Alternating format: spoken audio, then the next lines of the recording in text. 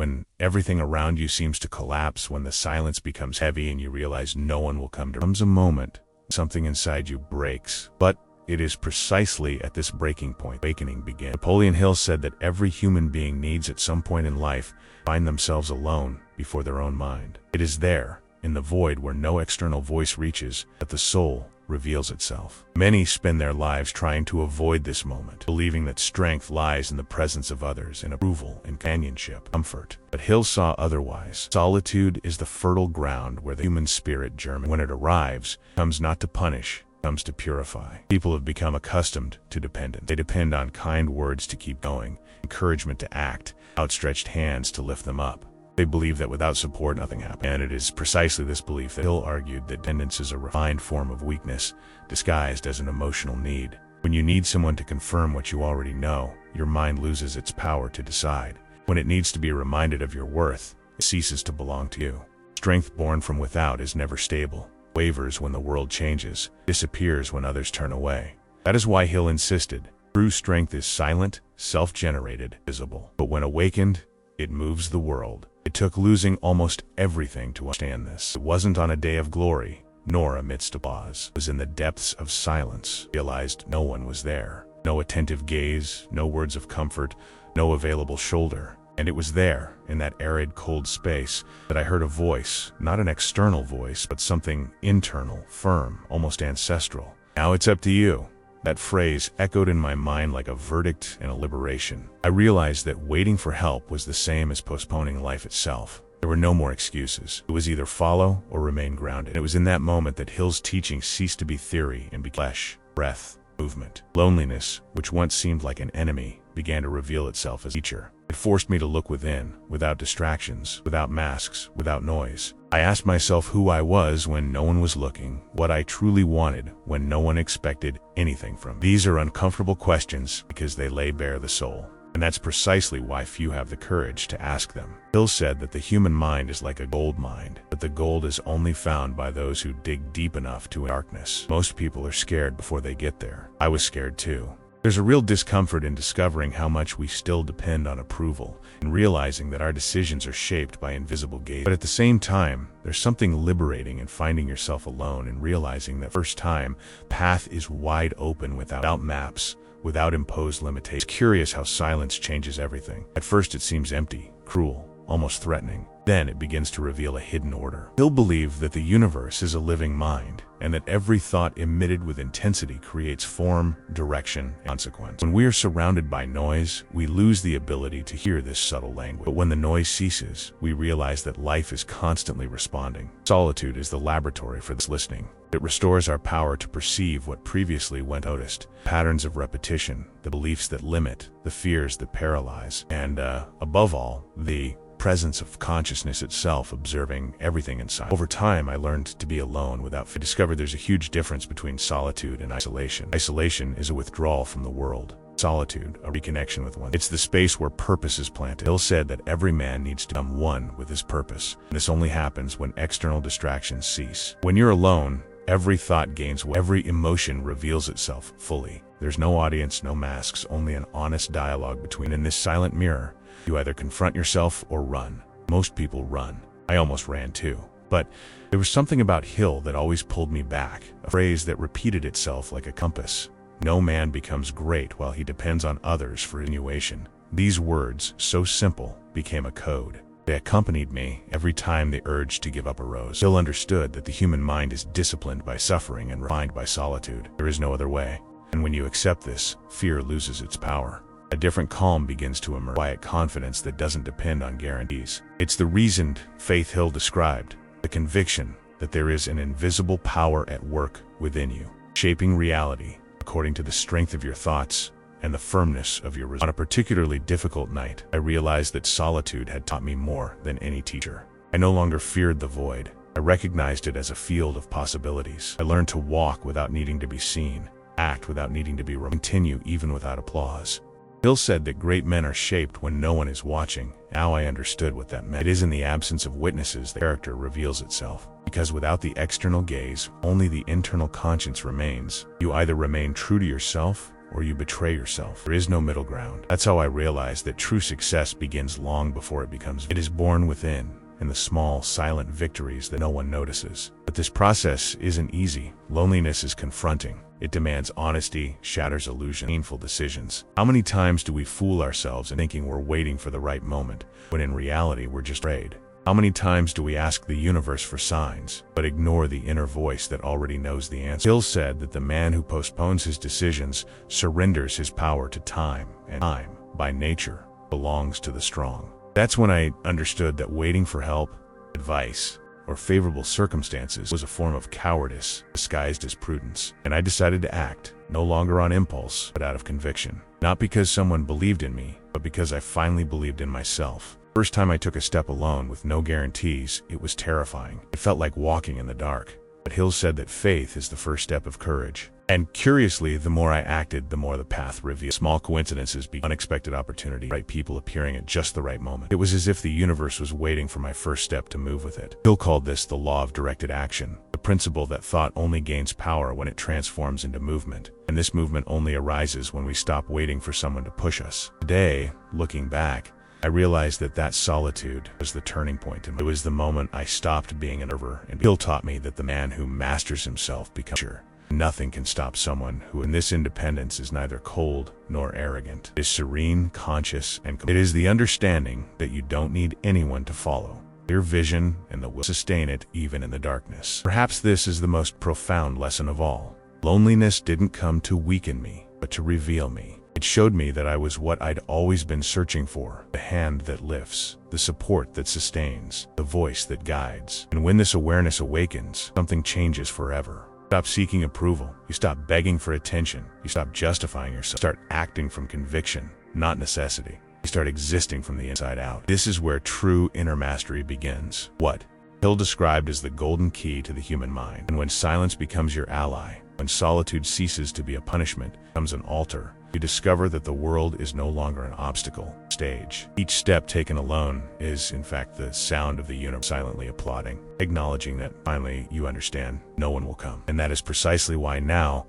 everything can. There comes a moment in life when the weight becomes unbearable. You realize you've spent too much time waiting for someone to recognize you, see your silent struggle, say the right words at the right, waiting for a sign, a gesture, proof that you're not alone. But when the silence finally responds, that's when something inside you breaks. That shard is born. No one will come. Napoleon Hill said that man's greatest mistake is to believe salvation will come from outside. He insisted that all dependence is a disguised form of fear, and that until man masters that fear, he will never know freedom. And that's what I experienced, raw and without warning. At first, it just feels like fatigue. You dedicate yourself, try to please, give your best, but the return never comes. You expect gratitude and receive silence. You expect support and find indifference. Hill said that nature tests the worth of every mind with a simple question. Will you keep going, even when no one is watching? And most fail right there. I failed too. For a long time I remained under this illusion that if I tried hard enough, someone would pick me up when I fell. But the world is neutral. It doesn't reward intentions, only actions. I remember a specific night, simple, uneventful. I was alone at home, the city asleep, the window open, and the cold wind blowing in like a wonder of reality. I looked at the table, overdue bills, unfinished projects, promises I'd forgotten. I felt bankrupt, not financial, but internal.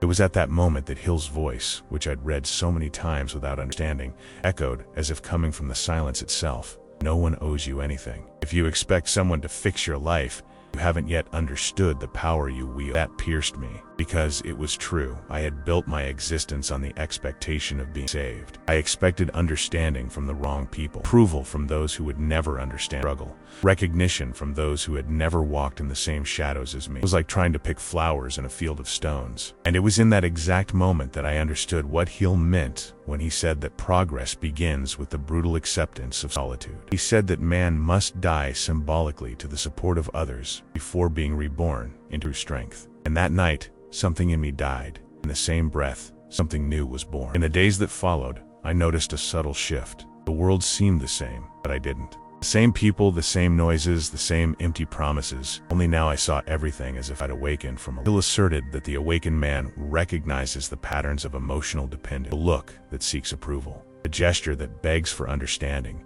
the voice that waits for an echo. I began to observe these reflections in myself, and each one hurt like an old wound exposed to the light. Each time I sought support, I asked myself, no one comes, will you still go on?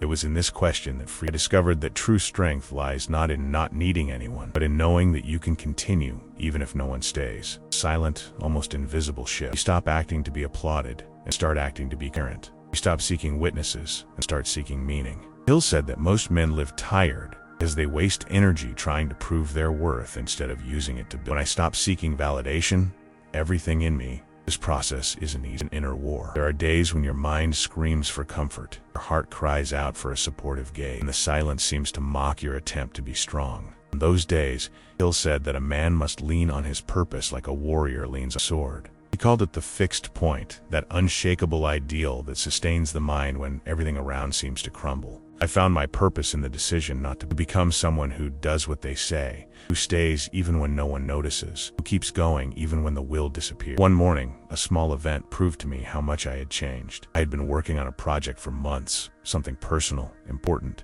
No one seemed to care. Before, this lack of recognition would have paralyzed me. This time I kept going. I worked in silence without expectation of applause.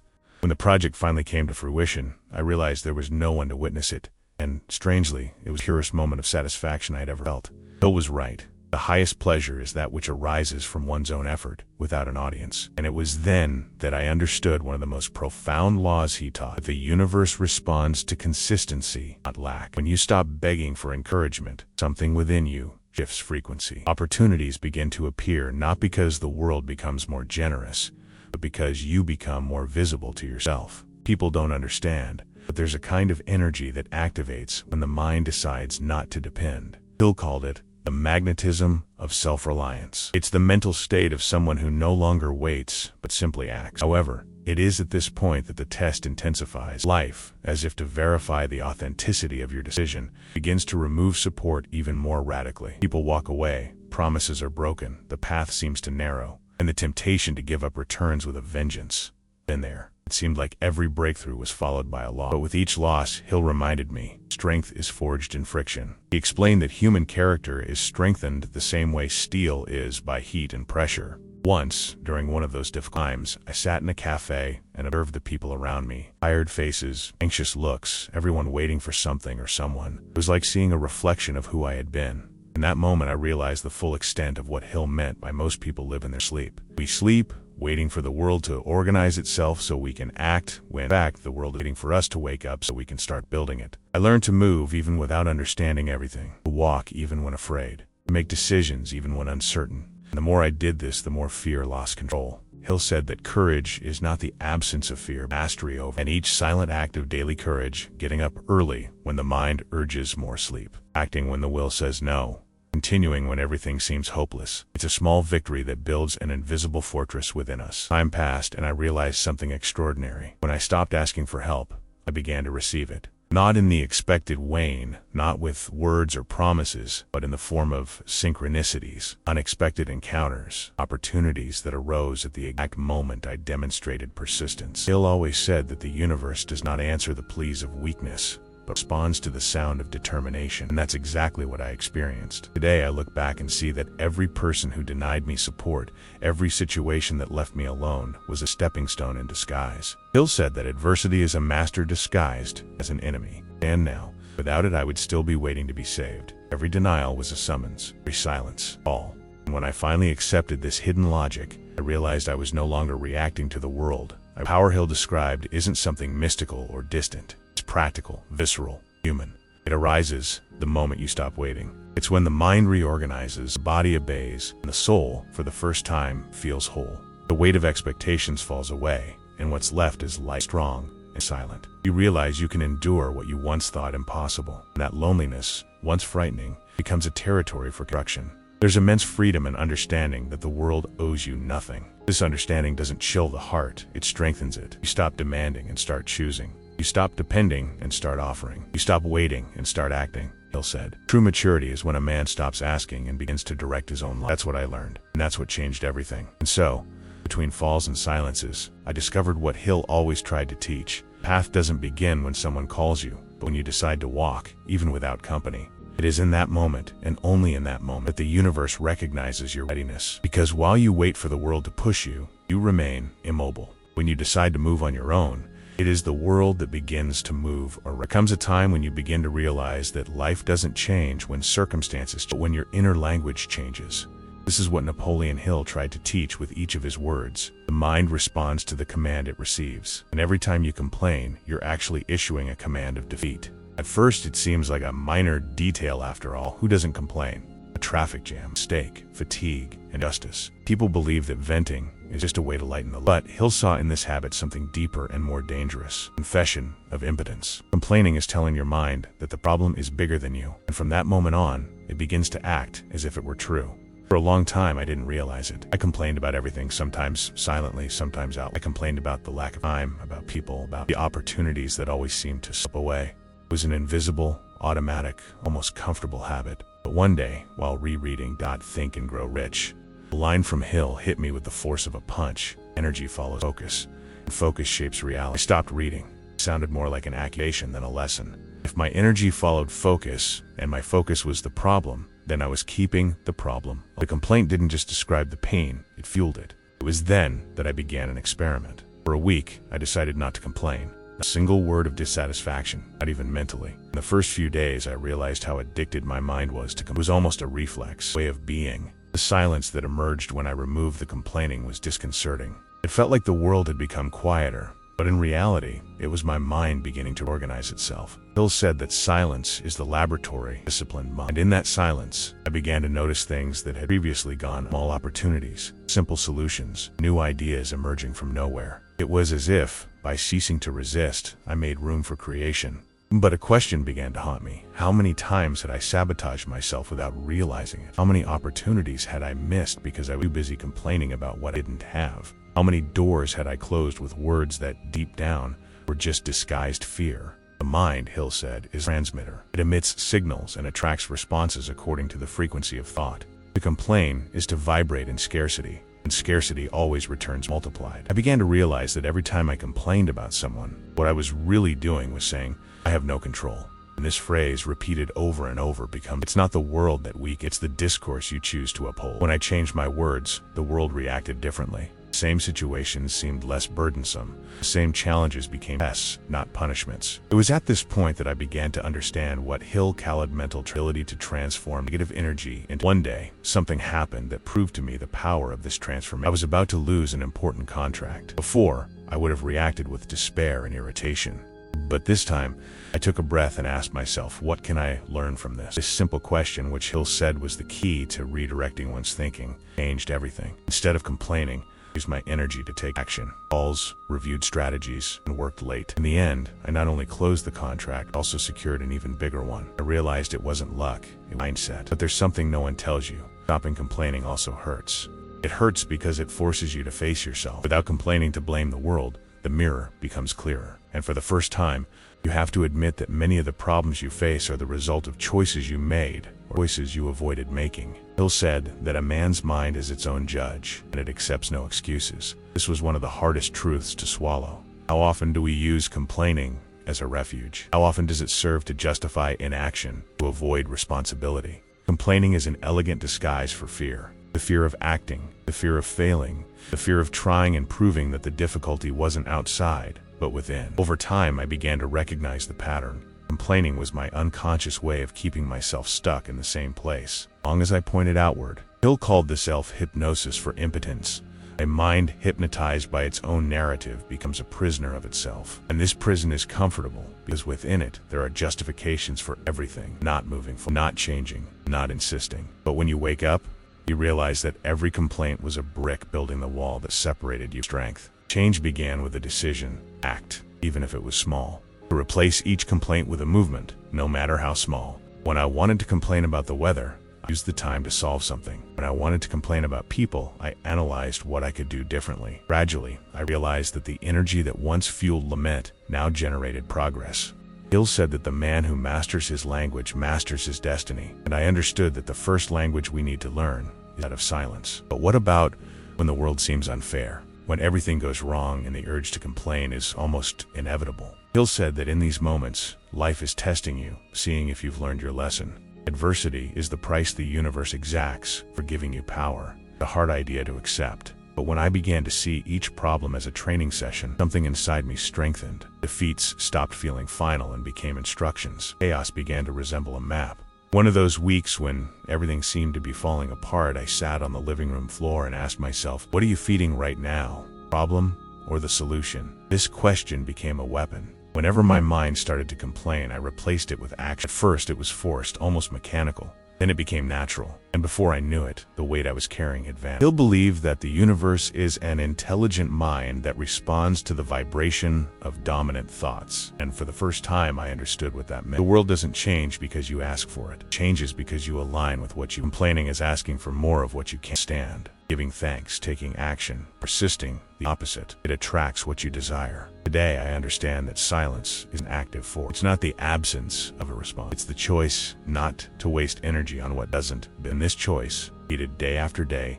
transforms one's entire life. Hill said that the man who has learned to speak only when he has something constructive to say is ready to govern himself. Perhaps this is true power, mastering one's own words until each sound carries direction, not despair. And it's curious, the more the external noise grows, the more the internal silence grows stronger. Not because the world has become easier, but because you've learned to hear the sound of your own decision. And when that happens, there's no longer any need as you understand something fewer. The universe never denied you anything. It just expected you to stop wasting energy on what you don't want, so you can finally make room for what you truly desire. Napoleon Hill said that the true test of character doesn't happen in front of others, but in the moments when no one is looking. It was a phrase that haunted me for months. I repeated it without fully understanding it, until life decided to show me, in the harshest way possible, what it really meant. It all started when I realized that my discipline depended on someone's presence. When I had a boss, I worked hard. When there were deadlines, I was productive. When someone was watching me, I gave my best. But when that gaze disappeared,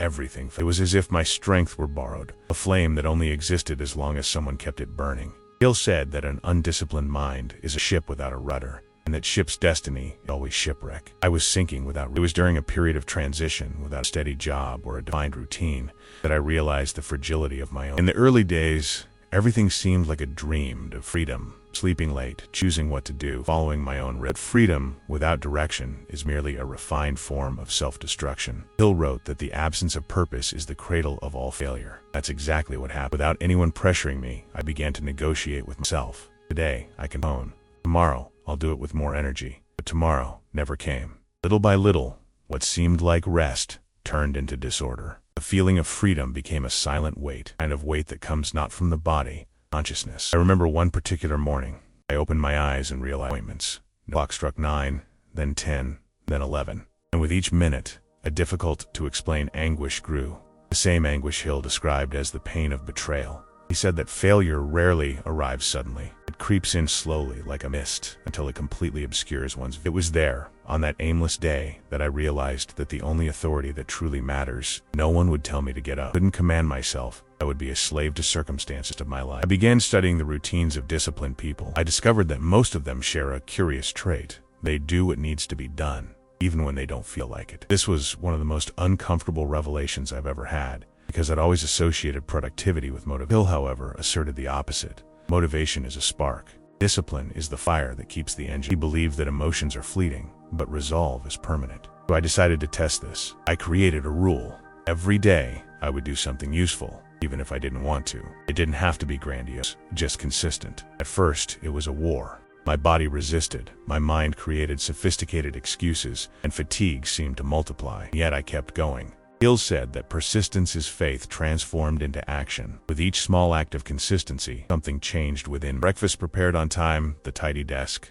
the exercise done even when tired. It all seemed trivial. But it was precisely this set of gestures that, little by little, rebuilt my strength. Discipline is invisible while growing. When it blossoms, it transforms the entire landscape of them. Then something unexpected happened. One night, a friend sent me an article about NASA astronauts. It said that one of the greatest challenges of space missions is not the cold or the lack of oxygen, but lack of routine. In an environment without external pressure, the human mind loses its sense of direction. Therefore, each astronaut must follow a strict discipline, schedules and timed tasks. Otherwise, boredom and mental disorganization drive them mad. That made a deep impression on me. I thought, even floating among the stars, man still needs order. Hill would have smiled at that. He said that the entire universe operates under laws, and the man who does not create his own internal laws clashes with the external ones. It was from this insight that I began to treat my life as a personal mission. No observers, no superiors, no incentives,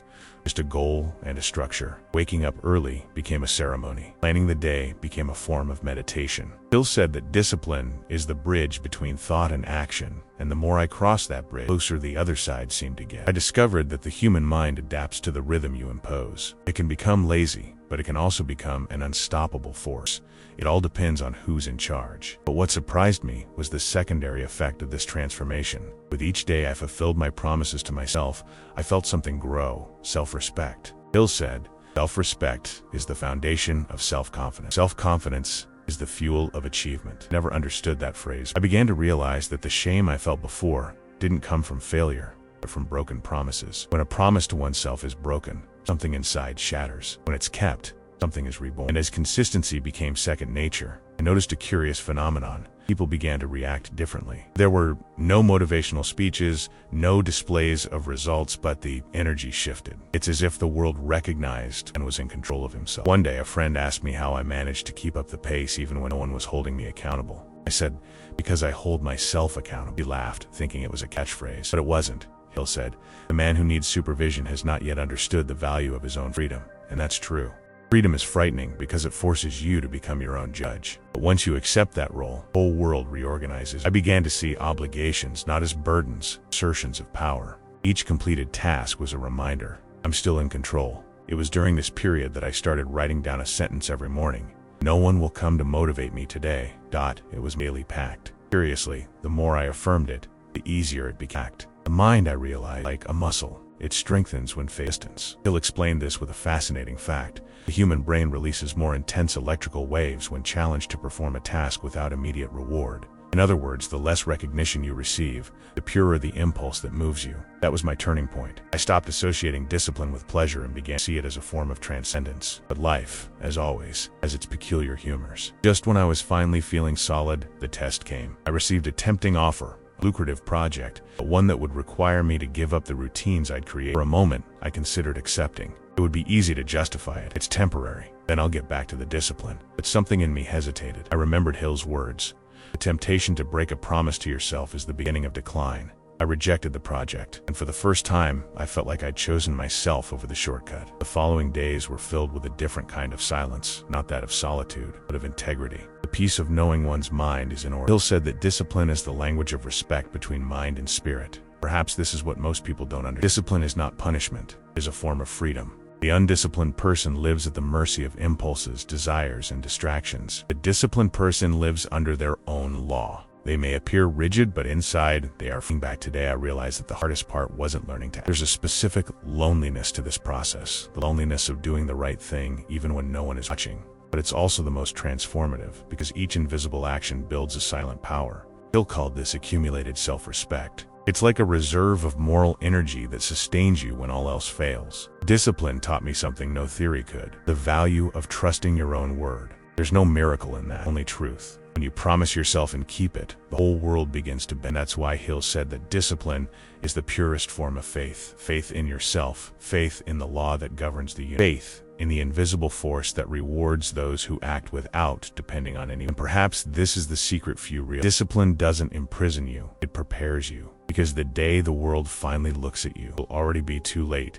You will have already become someone who no longer needs seen. There are times when you realize you've spent too much time waiting for the world to recognize. It's almost instinctive. You work hard, keep promises, try to get things, and deep down you wait for that gesture, that look, that word that confirms it was worth it. It never comes. Napoleon Hill said this is one of the greatest vices of the human mind, the addiction to validation. And it's treacherous because it disguises itself as humility. You think you just want a sign that you're on the right path, but in reality, you're asking for permission to continue. And the man who constantly asks for permission will never be free. For a long time, I fell into this trap. I did the right thing, hoping someone would know. I helped and waited for gratitude. I created and longed for recognition. I worked and hoped to be remembered. And when that didn't happen, what followed was frustration. I began to doubt myself, question whether what I did had value. Hill said that dependence on approval is the invisible prison where most live and die without reason. That's exactly how I felt, trapped, even when I was moving. I was always busy, but I wasn't evolving. My energy was focused outward, trying to please, to be accepted, to be understood. Validation was fuel, but it was also the leash. The turning point came unexpectedly. I was working on a personal project, something I'd poured my all into. I'd shown it to a few people and unconsciously waited for feedback that never silence. No praise, no comment. Inside, I felt a mixture of anger and disappointment. I stayed awake all night, reviewing every detail, wondering what I'd done wrong. And then, in the midst of that restlessness, a memory flashed through me. Hill said that a mature man needs no witnesses to affirm his truth. That phrase struck me with unexpected force. I realized I was giving too much power to the gaze. It was as if my worth was being determined outside of me. And in that moment, I understood something essential. If the world can give you value, the world can also take it away. The next day, I did something symbolic. I reprinted that project, folded the page, and wrote on the cover, "Enough." I put it away in a drawer and promised myself I would never again measure my progress by the applause I received. That week, Hill became more than an author to me. He became a presence. I heard his voice between the lines, reminding me that true strength is silent, and genuine success needs no. That's when I learned to celebrate inside. I completed a task, I would say softly, did it. I didn't need anyone to remind me I had done the right thing. That simple gesture transformed me. Little by little, the emptiness that once came from lack of recognition began to be filled with something different, peace. But life always tests what you claim to have learned. Test came quickly. I received a harsh, unfair criticism from someone I deeply respected. It was the kind of comment that, before, destroyed me. My first impulse was to defend myself, explain, prove them wrong. But Hill said, a man who knows himself needs no justification, not out of pride, serenity. 3 days later, that same person acknowledged their mistake and raised my worth. I realized in that moment that the power had shifted. It was no longer in the other person's words, it was in me. And then a question began to haunt me. How many times had I given up on something simply because I wasn't? How many ideas had I abandoned because I didn't receive immediately? How many times had I let the silence of others kill my faith? Hill said that the difference between the ordinary man and the extraordinary man, the latter keeps going even when no one applauds. And that phrase became my compass. I began to act more decisively, not to prove anything to him, but to maintain self-consistency. And strangely, the more I stopped seeking approval, the more it appeared. This made me think about a curious paradox. The world respects those who don't seek to please it more. Hill called this the law of inverted energy. When you desperately need acceptance, you convey fragility. When you act with conviction, you convey authority. People feel it. The energy shifts. They begin to listen to you not because you ask, but because they trust your steadfastness. It's as if the universe waits for you to believe first, and then believes with you. Over time, I began to observe this phenomenon everywhere. On social media, in companies, in relationships. Most people live for likes, praise, and approval, a never-ending race for relevance, Hill said. The more you seek to be seen, the less you see yourself. And it's true. The quest for external validation consumes internal clarity. You stop asking, what is right for me? Start asking, what am I expected to do? Life becomes a stage where everyone acts. You truly live. An old friend once asked me why I had become so reserved. I replied that once you've discovered the value of silence, any noise seems vulgar. He laughed, not understanding. But I knew what Hill meant when he wrote that the trained mind finds more strength in quiet than in the approval of others. Today I understand that true respect is an internal dialogue. It doesn't need to be spoken. You feel it when you deliver on your promises, when you remain true to your principles, even if no one notices. But this journey isn't linear. There are setbacks. Some days, I still seek the gaze of others. Human to want to be seen. The difference is that now I realize when I catch myself hoping for recognition. I remember Hill's words, the man who validates himself within will never be shaken with that. And that brings me back to center. Because in the end, it's not about being admired, it's about being whole. The curious thing is that when you stop needing approval, it becomes inevitable. People notice, even if they can't explain it. Presence changes, tone changes, energy changes. Hill said that quiet confidence is the sound the world respects most. Right. You don't earn respect by shouting, you earn it by remaining. Over time, I've learned to love anonymity. It protects me, liberates me, and gives me back control. Today I work in silence, celebrate in silence, and learn in silence. And this silence, which once felt empty, now sounds like music. It's in it that I find the approval that matters, that of my own conscience. In the end, I understood that true respect is never asked for, it's built. It's born from the coherence between what you say and who you are when the world watches and who you are when the world. Hill said, "The man who rules his mind rules his destiny." Perhaps that's why. When someone asks me what I learned most from him, my answer is simple. I learned that validation is unstable currency, but the peace born of integrity never loses. And when that understanding finally sets in, something changes forever. You stop chasing the gaze of others and start walking toward your own. And in that quiet, powerful moment, you understand what Hill meant when he wrote, "The man who has learned to validate himself has already discovered the source of his power. And that source never runs." There comes a point when Napoleon Hill's words cease to be mere teachings and become a mirror. A mirror that shows not your face but your consciousness. When you understand that everything you were searching for, strength, courage, direction, faith, was never outside. It was always inside, waiting for the moment you stopped asking and started acting. Hill said that the man who masters his mind masters his destiny, and there's no truer phrase. But this understanding isn't born from reading. It's born from experience, from pain, from silence, above all from the choices we make when no one is watching. Along the way, I learned that self-sufficiency isn't loneliness, it's freedom. And discipline isn't imprisonment, power. That stopping complaining isn't insensitivity, it's maturity. That acting without motivation isn't coldness, wisdom. Each of Hill's principles reveals itself in practice, like a key, and each key opens an internal door that had been locked for years. The door of rational faith, of silent action, persistence that needs no witnesses. And when you walk through these doors, you realize there's nothing extraordinary about them. The extraordinary is the simple, consistently done. It's getting up when your mind screams to lie down. It's keeping going when no one believes. It's continuing even when nothing seems to be working. Hill said that the world rewards those who, not those who. This is where many, because understanding is comfortable. Understanding gives the feeling of progress. It doesn't change anything. What changes is the decision to apply what you've understood. The world transforms when you do what you said you would, even when tired, even when afraid, even when without immediate results. This is the kind of power that can't be bought, inherited, or faked. It is built in the solitude of your own effort. And the beauty of this is that it can't be taken away. I remember a night when everything seemed to have gone wrong. No plan worked, doors closed, and the silence around me was deafening. I took out a notebook and wrote, "If no one believes in me, I will still carry on." Did it. The next day, with no promises of improvement, I did what needed to be done. Small, but done. And that simple act changed everything, gave me back control. Hill said that every act of quiet courage repositions the universe around it. In that moment, I understood what he meant. Power lies not in conquering the world, but in not surrendering to yourself. But how can you apply this in practice in your daily life? Start with what's within your reach. Choose a promise and keep it, not a promise made to others. Self. Wake up at the time you've decided. Organize what you've been putting off. Finish what you started. No matter the size, what matters, the truth. Done. Hill called this the cycle of self-confidence. Every promise kept increases your inner strength, and every inner strength fulfilled increases your faith in yourself. It's a slow but infallible process. Confidence isn't born from luck, born from a history of sustained action. When you fail, because you will, don't punish yourself. Start over. Hill said that the difference between the ordinary man and the extraordinary is the speed which they get up after they fail. This is what separates those who achieve from those who give up.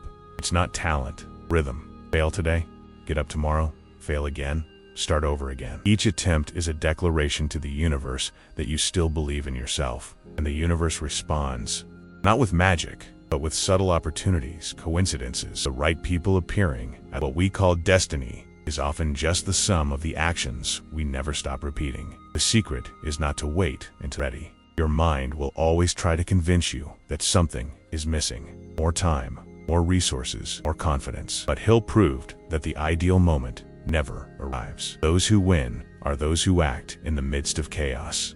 They are those who, even without guarantee, take the next step. He said that faith is the first movement. Faith is not passive hope. It is active decision. It is looking to the future and saying, I don't see the path yet, but I've already started walking. And the curious thing is that when you move with this rational faith, everything begins to align. The discipline that seemed burdensome becomes freedom. The solitude that seemed like punishment becomes clarity. The pain that seemed like punishment becomes learning. Everything that once seemed like resistance now transforms into direction. Hill believed that adversity carries within it the seed of an equivalent benefit. But this benefit only blossoms for those who don't shy away from difficult terrain. And if there's one thing the modern world teaches us, it's to flee discomfort. We flee from effort, from silence, from waiting. But it is precisely there, in discomfort, that the soul is refined. So, from now on, don't wait any longer. Stop looking for signs, approvals. The sign is already the desire that exists within you. It's proof that something inside you is asking you to do what needs to be done, even if no one understands. Work in the dark, but with intention. Hill said that success is silent until the day the world needs it. It's true. The greatest advances happen away from the spotlight. What is built in solitude, sustained in public. The path will not be easy. There will be days when you doubt, but remember, every difficulty is a test of authenticity. The universe wants to know if you truly believe what you say. And if you do, there is nothing to stop you. Is the man who relies on his own mind never truly alone. He carries within himself a strength that no crisis can break. Hill said that when man finds himself, the whole world becomes. In the end, what matters isn't how fast you got there, but how true the journey was. It's easy to get lost trying to appear strong. What's difficult is being strong without having to appear so. And this is the essence of everything Hill tried to teach. Power isn't in appearance, coherence. Coherence between what you think, feel, and do. When these three align, something no obstacle can destroy is born integrity. And it is with this integrity that I journey. If something in this video touched you, it's because there's a part of you ready to awaken. Don't ignore it. Start today. Small, but sincere. Don't wait for motivation. It will come after the first step. Hill said that action cures fear, and is right. So act, get up, decide, do it, repeat. And when the silence weighs on you, remember, it's in that silence that the universe hears your determination. If this message resonated with you, show that you're ready to live what you've learned. Like it, share it with those who need to hear it, and if you want, comment even if it's anonymous. Write about what you feel, what will change, what you'll start. And subscribe to the channel because this space is for those who have decided to grow in silence, live in greatness. The journey continues.